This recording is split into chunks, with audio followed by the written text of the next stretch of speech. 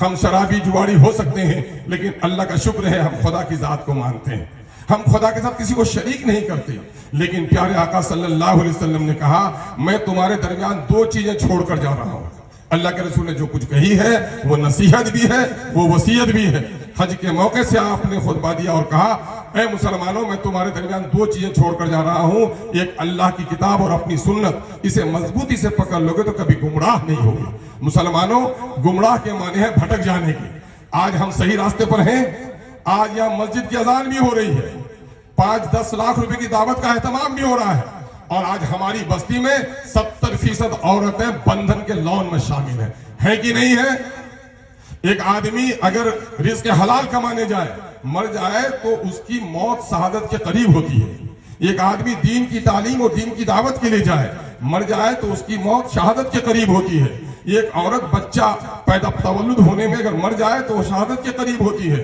لیکن جب ایک آدمی بارات میں ڈکیتی کرنے جائے، 150-300 بارات لے کے جائے، وہ جب مر جائے گا راستے میں تو اس کا کوئی شہیدوں کے قریب نہیں ہوگا، بلکہ چور اور ڈاکوں کے ساتھ حساب ہونے کا اندیشہ ہے۔ اور آج صوفیوں، حاجیوں، مولوی صاحب ہمارے، ان کو تو ہم نہیں کہہ سکتے چونکہ وہ دین کی تفہیم کراتے ہیں، لیکن میں دیکھتا ہوں بہت سارے ہمارے دیندار حضرات، بارات 150-300 کا رواج ہوا کہ نہیں؟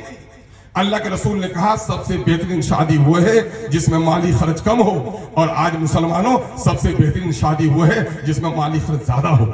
جانتے ہو کیا ہو رہا ہے؟ اس کی وجہ سے غریبوں کی بیٹیوں کی شادیاں مشکل ہو رہی ہیں۔ آج سینکڑوں بیٹیاں غیر مسلمانوں کے ساتھ جا رہی ہیں۔ مسلمانوں، ایک آدمی نبی کو گالیاں دیتا ہے تو اس کے خلاف لڑنے کے لیے تیار ہو، ہاں میرے ایمان کا تقاضا ہے، لیکن آج ہمارے گھروں میں جو سنتوں کو توڑا جا رہا ہے، اللہ کے رسول کی وصیتوں کو جو کھلے عام پامال کیا جا رہا ہے، اس کا جواب دے کون ہوگا؟ ایک آج سے 105 سال پہلے سن 1919 میں مولانا ابوالکلام آزاد علیہ الرحمہ کو انگریزوں نے پابند کر دیا تھا، وہاں پر رانچی میں حصار بندی کر دی تھی۔ تو اس وقت وہاں کے لوگوں سے جان پہچان ہوئے تھے، مولانا نماز پڑھاتے تھے وہاں۔ ایک شخص لمبا چوڑا آیا، مولانا کو سلام کیا، کہا کہ تم کون ہو بھائی، تم تو مقامی نہیں لگتے؟ کہا نہیں مولانا میں پشاور کا رہنے والا ہوں، سن 1919 کا پشاور جو پاکستان میں آج۔